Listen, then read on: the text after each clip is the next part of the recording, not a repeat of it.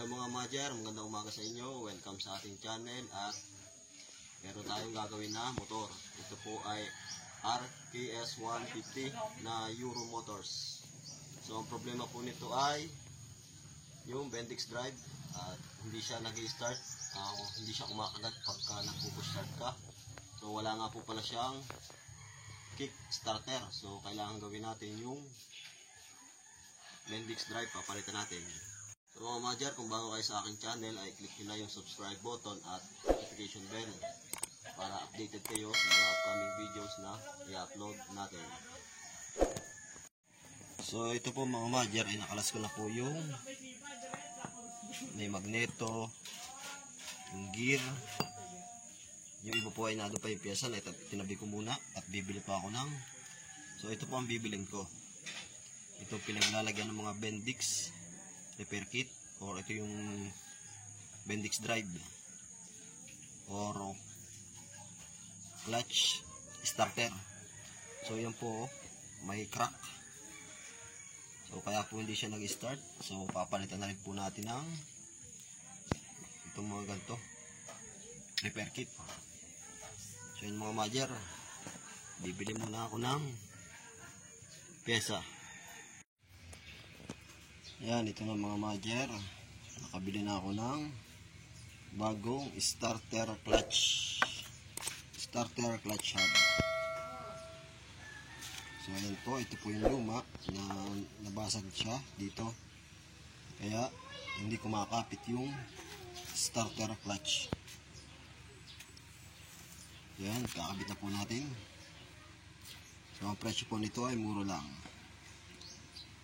Surprise!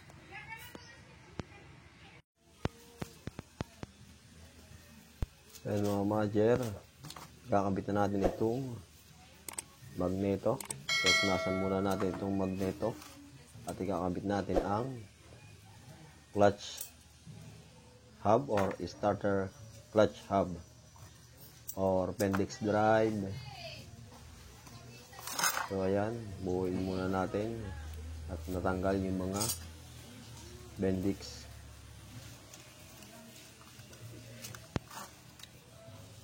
So ayan, sungkitin lang yung may spring at ilagay natin yung Bendix.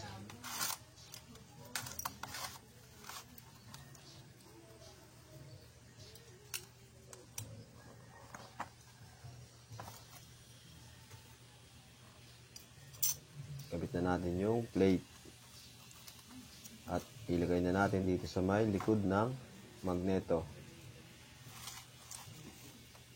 At pagkatapos nating ilagay yan ay lalagyan natin ng 3 tornilyo. So ito po ay Allen bolt.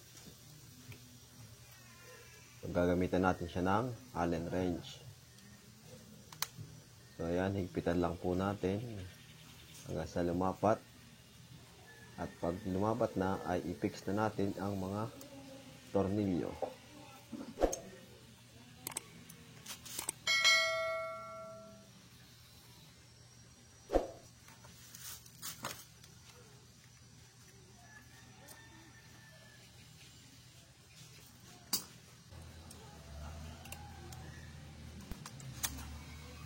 So ayan mga Majer, higpitan na po natin yung mga bolt ng Bendix drive natin or starter clutch hub, Bendix drive, kung ano man ang tawag dyan. So ayan, ipipix na po natin at pagkatapos yan na ikakabit na natin siya dito sa ating motor. So ayan po, higpitan lang natin, gamitan na natin ng martilyo, pukpukin natin para masigurado na higpit na. So, kailangan po ay higpit na higpit yan, kasi kung kumalas yan ay magkakaproblema na naman tayo sa susunod.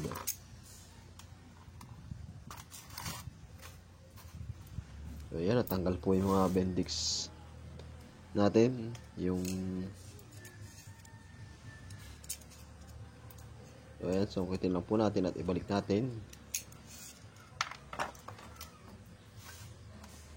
At pagkatapos natin may balik yan ay ikakabit na natin sa motor.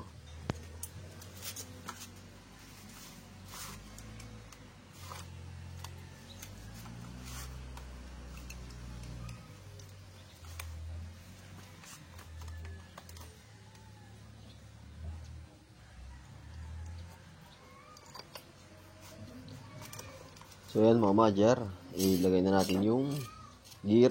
I-testing natin kung okay ba. At pagkatapos yan ay kakabit na natin dito sa motor.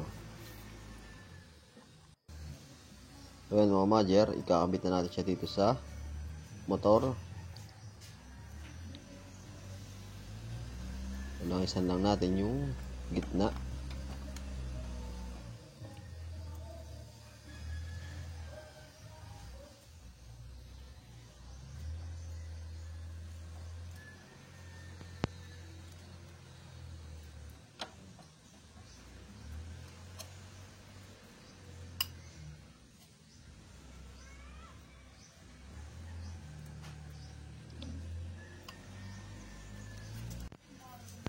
So yan po mga Madger, ngayon naman ikakabit natin itong idler gear ng ating starter. So yan, dandahan natin ipasok. At pagkatapos niyan ay ilagay natin yung bushing.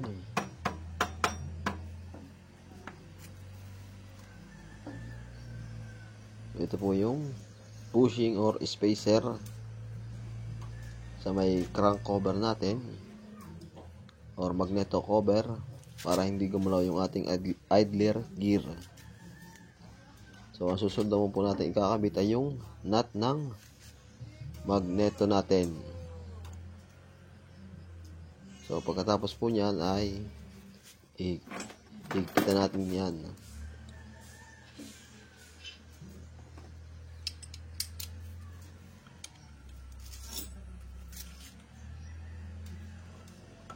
So ayan mga Madger, higpitan na po natin yung nut ng magneto.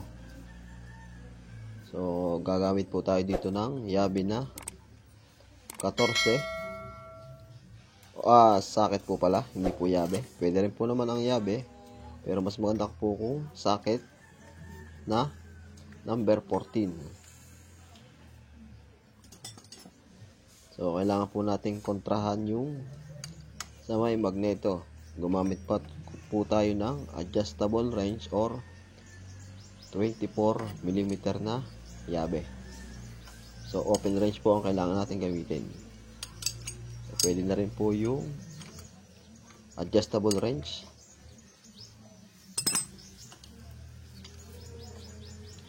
So kailangan po natin kontrahan para mahigpitan natin yung nut ng magneto.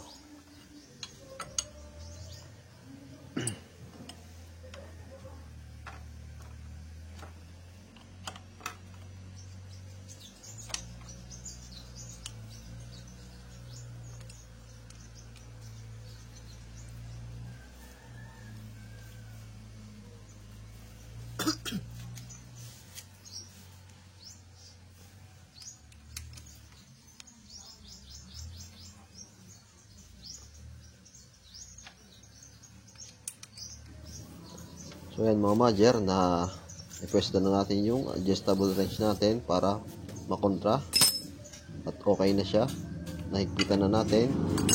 So ngayon mga Madger ay kakabit na natin yung magneto cover natin or crank cover, left side crankcase cover. Ayan, punasan po natin yung side ng mga gasket. So ngayon naman po ay lalagyan natin ng mga tornilyo. So yun mga Madger, kung bago kayo sa aking channel ay click nyo na yung subscribe button at notification bell para updated kayo kapag may mga bago tayong video na i-upload.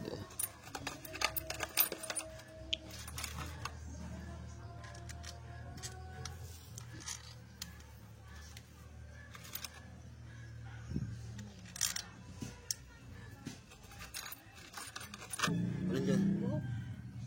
Kawai.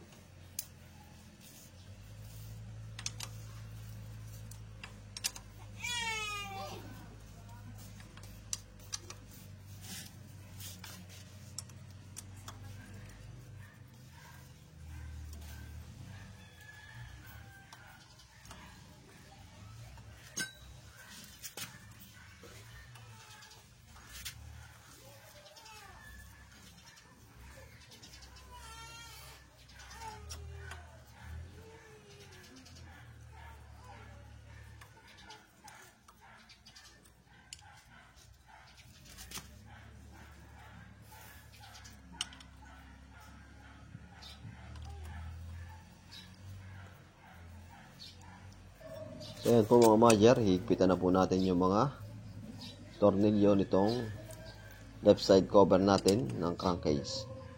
So pagkatapos po nyan, nating higpitan yung mga yang tornilyo na yan, ay susunod naman natin yung sprocket cover.